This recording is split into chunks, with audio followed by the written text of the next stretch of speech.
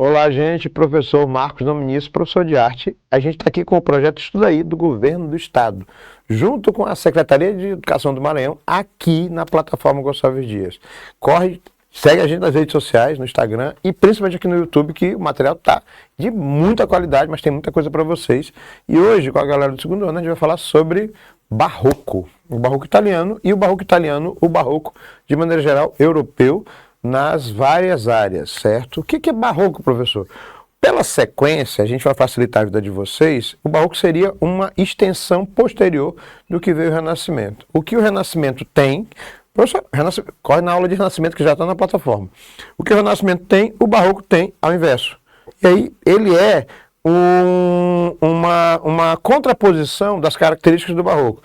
Que características são essas? Quando a igreja ela tem a cisão, a reforma protestante racha a igreja em duas metades, a católica de um lado e os protestantes do outro. Bom, essa reforma protestante, ela impulsiona muito o barroco. Por quê? Porque é justamente essa gama de pessoas que detém muito dinheiro que vai influenciar diretamente no patrocínio desses artistas. E do outro lado, principalmente a igreja católica agora, separada, né? Ela começa a investir em escultura, pintura, arquitetura como uma forma de marketing, não tem para onde correr. É um movimento que tem um caráter religioso muito forte, o barroco na Itália em particular, para as artes visuais, e que ultrapassam até questões de fé. Né? Essa reforma protestante, ela deixa o cristianismo católico.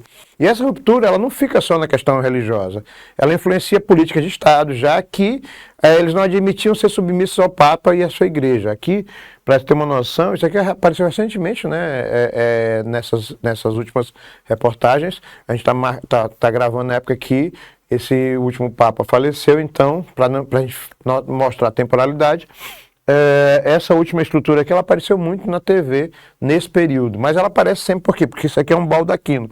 Peraí, só para ter uma noção, as pessoas estão mais ou menos dessa altura aqui. E aí, meu amigo, isso aqui é gigante, justamente para mostrar o poder que a igreja, o catolicismo, tinha ainda como instituição. O barroco na Itália, ele está entre o ideal de beleza e uma verdade dramática, um exagero dramático. Por quê? Porque se não chamar atenção emocionalmente, não é barroco. Enquanto o Renascimento é equilíbrio, harmonia, austeridade e idealismo clássico, o barroco é o inverso. Exuberância, dinamismo, verdade dramática, muito exagero. E aí vocês vão entender essa palavra que eu coloquei por último. Essa aqui, o primeiro quadro, é a Lucrécia, né? E o segundo, o autorretrato, como Santa Catarina. E eu vou falar da Artemisia Gentileschi, que é uma artista do barroco, que foi recentemente, olha que absurdo, foi recentemente admitida como uma das melhores artistas do barroco e durante décadas, séculos, ela foi ignorada simplesmente por ser mulher. Né? Mas eu vou chegar E a obra dela foi vendida por 5 milhões de dólares. Né? A outra foi vendida por 2. 5 não. 5 milhões de dólares. Exercitando para a gente ter uma noção do que a gente está falando. Em qual das alternativas realmente é possível encontrar características da pintura barroca que tornou o estilo vertentes fantásticas de artistas daquele período? Vamos lá. Para a gente falar de barroco, a gente tem que falar das características que montam a estrutura. O que ela tem de mais interessante. Então, quais seriam dessas 4 alternativas a que marca as características do barroco? Diagonalidade. Deixa eu tentar aqui da TV. Bem aqui, ó. Deixa eu pegar aqui na minha tela. Pronto. Diagonalidade. Tudo está nesse sistema, certo? Emocionalidade e dramaticidade. Essa emocionalidade e dramaticidade, vocês vão entender. O barroco italiano, ele trabalha com o conceito do emocional sobre o racional. É estranho a gente falar de barroco, por quê? Porque mexe muito com os brilhos religiosos e de fé de cada pessoa.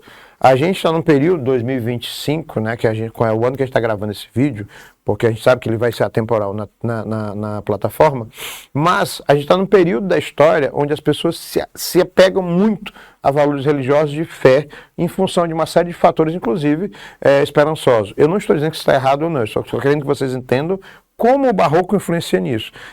Não tem para onde correr. Ele é uma gigantesca estratégia de marketing da igreja católica cristã do século XVI, XVII e por aí vai. O princípio, a fé deveria ser atingida através dos sentidos da emoção e não apenas dos raciocínios. Por isso que talvez os católicos, por isso que os católicos têm esse imagético na figura muito forte. Esse aqui é o David Bernini, que a gente vai já falar sobre ele. Uma busca de efeitos decorativos, muitas curvas, efeitos ilusionistas, a música, a mistura de arquitetura com escultura, contraste, luz e sombra, isso tudo causa um efeito emocional. Só para ter uma noção, essa aqui é a dúvida de Tomé, de um dos pintores mais importantes do Barroco, chamado Michelangelo Merisi da Caravaggio. Já vou explicar por que esse nome. Ele usa modelos para fazer os apóstolos, e aí um deles enfia o dedo na ferida, no ferimento de Jesus Cristo. Dualismo e contradições, obscuridade e complexidade com um certo sensualismo, porque essas figuras são mostradas muitas vezes com poucas roupas. Mas, professor, o artista fazia isso propositalmente? Sim, só que na época vai demorar a entender o que ele estava fazendo. Ele joga o que ele imagina, o que ele deseja e o que a igreja quer, sem que a igreja saiba exatamente. Há um dualismo sobre isso. A pintura, ela trabalha essa emocionalidade através de um efeito claro, escuro e exagerado e dramático. Então, quando a gente fala da pintura barroca, a gente está falando de algo teatral, não tem para onde correr. Eu trabalho com teatro e eu posso garantir, nessa situação aqui, eu vou criar luzes exageradas, eu vou criar um efeito claro escuro muito grande, né, para que a gente possa ter foco e criar essa sensação pesada, que é a palavra barroco. Não tem tradução especificamente para o português. Mas se a gente fosse no significado, seria algo como contorcido, pesado, grotesco. A ideia numa palavra só. O barroco é exagero. Vem de duas palavras, uma italiana, uma espanhola. Barros, italiano, barroco, espanhol. Né? E aí, esse exagero é a característica mais marcante do barroco. Onipresente, dinâmico, intenso, sem limites. A ideia é exagerar na escultura. Eu sempre digo para os meus alunos que o barroco na escultura parece como se, sabe aquele lençol que tu amassa, fica só aquele bolo, é a obra das esculturas barrocas. Elas são, como se você pegasse o corpo de uma pessoa e torcesse como se fosse uma toalha. Olha as estátuas, tudo é muito exagerado, parece que você está fazendo uma pose constantemente, tudo é muito dramático. Essa estátua é a Apolo e Daphne de Bernini, feita em mármore. Tudo é muito luxuoso e exagerado, esse é o objetivo. As proporções são, na arquitetura, as proporções são irregulares, há um exagero muito grande, muita sinuosidade, o prédio não é reto, ele vai fazendo curvas para criar esse efeito dramático na arquitetura. Murais, menino, o teto é pintura, pintura, pintura, pintura, e a maioria delas de cunho religioso. Né? Muitos arcos, muitas abóbadas, muito, tudo é muito. Né? O exagero de dourado, jogos de luz, entre outras coisas. Olha, isso aqui é uma fachada tipicamente barroca de uma igreja simples, parece a piada, de uma igreja bem simples, né? Igrejas, palácios, catedrais, paróquias, edifícios monásticos. Professor, o que é um edifício? Um monastério, um prédio só para padre ou só para freiras. Cidades urbanizadas, coluna, coluna, coluna, coluna, coluna, coluna, exagero. Né? Essa é a igreja de São Carlos, de quatro fontes, em Roma, feita por Romini. E aí a gente percebe o quanto há um exagero. Bom, não dá para falar de barroco sem falar dos artistas individuais que já vêm sequenciais do Renascimento. Então eles assinam, mesmo eles vendendo as obras, os patrocinadores maiores tenham sido a igreja, né, caso a católica, e a comunidade evangélica, a protestante da época também, ela patrocina muito. A gente tem que falar dos artistas individualmente. Michelangelo Merisi da Caravaggio. Da Caravaggio porque a cidade de onde ele veio. Michelangelo que veio da cidade de Caravaggio. Não confundir com o Michelangelo renascentista. Intenso, turbulento, a vida dele é muito intensa, turbulenta. Você tem até filme sobre ele, é bem interessante. Cenas religiosas, cenas violentas, cenas de crueldade, os fundos muito escuros e o que a gente chama de mestre do luminismo. O que é claro, o que é escuro. Davi, da história grega, da história católica cristã, segurando a cabeça de Golias, ao fundo, totalmente preto. Há um exagero de claro escuro e é uma influência religiosa e um apelo religioso muito forte para criar essa empatia e emocionalidade. Né? Tem uma outra versão de Davi segurando a cabeça de Golias, né? E a surpresa. Uma coisa que é interessante, enquanto o Renascimento, as figuras, elas são apáticas emocionalmente, no Barroco tudo é muito exagerado na expressão. Aqui, essa figura fofa bem aqui é Baco, deus do vinho, deus da festa, deus da fertilidade, deus do teatro, deus da luxúria, entre outras coisas. E aí, ele é uma figura meio homem, com rosto e mãos mais femininas e o corpo mais masculino, colocando essa ambiguidade.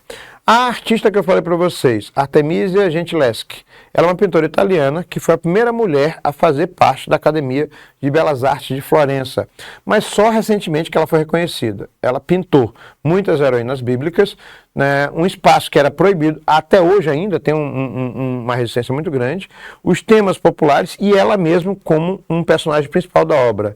Por quê? Porque ela mostra vulnerabilidade e força, porque a história da Artemisia tem uma questão muito pessoal, por ela ser mulher num ambiente extremamente masculino e machista. Ela sofreu estupro, humilhações, e o Agostinho Tassi, que foi a figura que causa a situação toda, pegou 5 anos de prisão em exílio em Roma. 5 anos, enfim. Né? Ela foi aluna de Caravaggio, que eu falei para vocês, e vingou-se para a época, deixar claro isso, por meio de quadros de mulheres que matavam homens, que é o caso de Judite e Holofernes, de 1620, onde ela decepa, né, a cabeça. O quadro traz uma passagem bíblica que existe realmente, na Bíblia no caso, o Antigo Testamento, a viúva seduz o general e depois o assassina. Judite, retratado no momento aterrador que separa a cabeça de Holofernes do corpo. E aí é óbvio que o quadro causou um zoom, que não tem por onde. Andrea Pozzo. O nome Andrea é um nome masculino, para os padrões italianos, mesmo que alguns de nós imaginem com a figura, né, de um nome feminino aqui no Brasil, mas é outra situação. Ele foi arquiteto, decorador, teórico da arte, pintor jesuíta, e a dramática religiosidade dele nos trabalhos era imensa. Professor, o que ele fazia? Pintava tetos de igreja. Ó, isso aqui você tem, para que a gente chama, eu vou só mostrar algumas coisas para vocês. Deixa eu fazer o meu desenho aqui com a tela. Isto aqui é o teto da igreja. Também aqui é onde as paredes vão emendando. Então, é como se o desenho dele começasse na parede e seguisse até o céu. A ideia é, a igreja é local sagrado. Então, da parede para o teto eu vou pintar como se este local fosse para eu escalar para chegar ao céu. É o conceito da salvação que é cristã, certo? E aí ele inaugura essa ideia de pinturas em tetos. Gian Lorenzo Bernini, um dos maiores escultores e arquitetos do Barroco, né? Ele usa elementos decorativos e uma excessiva criatividade com um realismo que choca. As expressões são muito exageradas no rosto, os detalhes, mas principalmente como ele modula as roupas. Olha isso aqui, gente. Né? Essa daqui é o êxtase de Santa Teresa. Tem um negócio interessante, eu vou desenhar para vocês olharem, que a flecha do anjo, deixa eu pegar bem aqui assim. E professor, mas para onde vai essa flecha? Pois é, a obra do Bernini, ela cria leituras bem diferenciadas, até porque o título é êxtase, êxtase significa prazer. Quando você olha o rosto da santa, né, ela tem uma expressão que mistura dor e prazer ao mesmo tempo. Só que se alguém perguntasse, para a época ele dizia assim, você que está vendo isso, eu só coloquei o que Deus mandou fazer. É uma falsa ilusão de movimento, né? Corpos e muitas roupas retorcidas, e a obra parece falar, gritar com você. É um negócio que angustia, mas ao mesmo tempo é maravilhoso. Francesco Castelli Borromini, arquiteto de técnica, ansioso com fervor, áspero, duro, né? Ele é muito religioso na obra, a ideia de que parece que o prédio está se movimentando, há uma cenografia muito fantasiosa, exagerada, que é a característica do Barroco, e a impressão de que o prédio foi feito para que várias luzes criem efeitos dramáticos. Então, sombras, o prédio se contorce todinho, a arquitetura dinâmica, há um exagero nessas ondas, tudo é característica do Barroco na obra de Borromini. Né? O barroco, ele não fica só na região da Itália, e quando ele vai se estendendo para outras áreas, ele vai ganhando novas visões, novas temáticas, que é o caso do Peter Paul Rubens, onde ele coloca mulheres muito obesas, gigantes, as três graças aí que vocês estão vendo são as mais magrinhas, e ele tem um conceito, a gordura para aquele período é considerada lindíssima, né? E essas mulheres sempre são exageradamente carnudas, rechonchudas, com pele luminosa. Esse é um padrão de beleza. Há um nível de sexualização e sensualidade para a época. O Frans Hals, ele é o mestre do momento, ele representa muitos bobos da corte, muita festa, e aí ele faz, é como se fosse uma selfie, um retrato, que você sabe, sei lá, você vai tirar foto de alguém, que a pessoa sorri, e aí ele vai, pronto, é mais ou menos isso, é com uma expressão passageira, e ele pega muita gente rindo, tocando, bebendo, isso a igreja não gostava muito não. E Horace Vernier, né, A Moça do Brinco de Pérolas, que é um quadro famosíssimo. Tem uma atriz americana chamada Scarlett Johansson, que ela fez a personagem principal desse filme, que conta uma das possibilidades de quem é essa figura. Mas ele costuma pintar cenas do cotidiano, mulheres limpando casa, cortando batatas, abrindo a janela, fervendo leite, entre outras coisas. E ele transforma isso em coisas maravilhosas. Por quê? Porque o barroco usa luz falsa para criar esses efeitos. Já a obra do Vermeer usa a luz natural. Diego Velázquez. O Diego Velázquez é um espanhol, né, que ele representa quadros da nobreza espanhola. Esse quadro que vocês estão vendo chama-se As Meninas, né? Deixa eu dar um zoom bem aqui para mostrar uma coisa para vocês. O quadro das meninas, essa figura bem aqui assim, ó, é a princesa em questão. Bem aqui está uma mulher anã, um cachorro, uma outra princesa, mas ela é a mais importante. O interessante desse quadro de Velázquez, que ele cria esse efeito dramático, é que o Velázquez, está bem aqui, pintando o quadro que você está vendo. Opa, eu não entendi, professor. Você está na cena olhando o pintor que eu citei, este bem aqui, pintando o quadro que você está vendo. Deu um tilt na minha cabeça, deu um nó. É mais ou menos isso que é o objetivo dele, é criar esses efeitos dramáticos, né? E ele pintava muita gente da realeza, de maneira magistral. Rembrandt van Gogh. Se escreve Rembrandt, mas se lê Rembrandt. Ele é chamado de mestre da meia tonalidade. Retratos, mitologias, cenas bíblicas, paisagens naturais, quadros mais sérios, pinturas de naturezas mortas, gravuras. Esse quadro ele é famosíssimo, lição de anatomia. Médicos da época começam a dissecar um corpo e entender a anatomia, o que também era considerado grotesco. Vamos para o exercitando, para a gente ver se a gente consegue lembrar de alguma coisa que eu falei sobre os artistas, porque é muito nome e não tem para onde correr. Barroco, Renascimento e todos os séculos que vão vir até o século XX, os artistas começam a ganhar individualidade e os nomes começam a pesar sobre o trabalho final.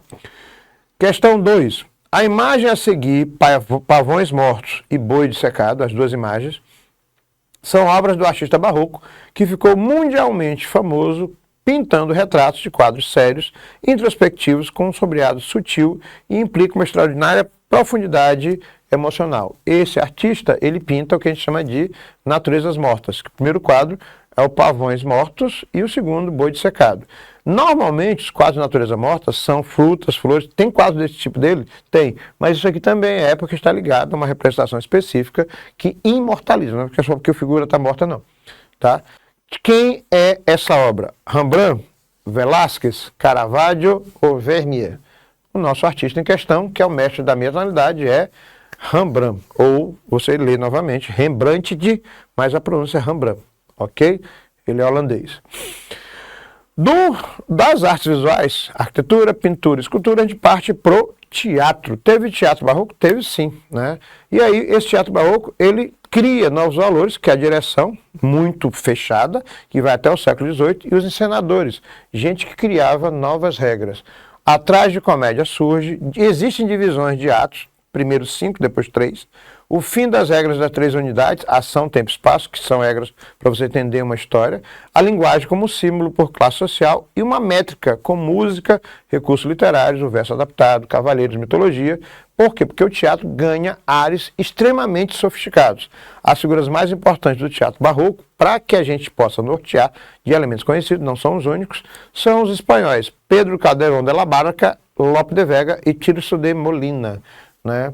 E aí, quando a gente fala de teatro barroco, que vai do aparecimento da ópera e da oratória até a morte de um artista da música chamado Johann Sebastian Bach. A ópera é uma história cantada. O teatro barroco ganha áreas mais sofisticados, bem mais sofisticados do que o Renascimento.